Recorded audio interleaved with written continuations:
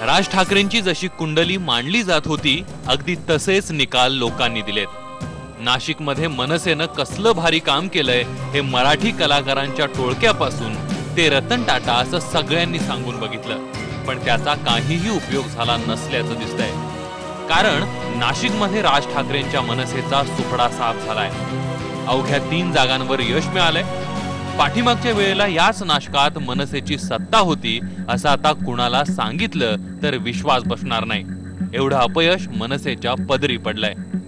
फक्त नाशिकच नाही तर मुंबई, पुणे, ठाण्यात तरी मनसेचं काय झालंय?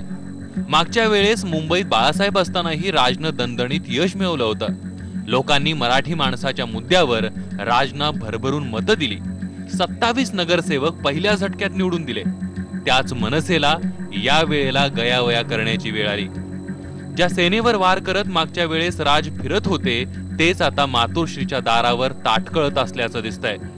मनसेला आता फक्त 7 जागा मिळाल्या आहेत। राज ठाकरेंचा हाच पराभव भाजपच्याही पथ्यावर पडलाय। पुणे हे काँग्रेस, राष्ट्रवादी, भाजपचं राजकीय मैदान। या मैदानावरही मागच्या वेळेला राजना 1 नाही 2 नाही तर 29 नगरसेवक निवडून आले होते। आता त्याच पुण्यात मनसे नावापुरती उरली आहे। ठाण्यातही मनसेची तीच अवस्था झाली आहे। मागच्या वेळेला मुंबई, ठाणे, पुणे, नाशकात फक्त राज आणि राज होता।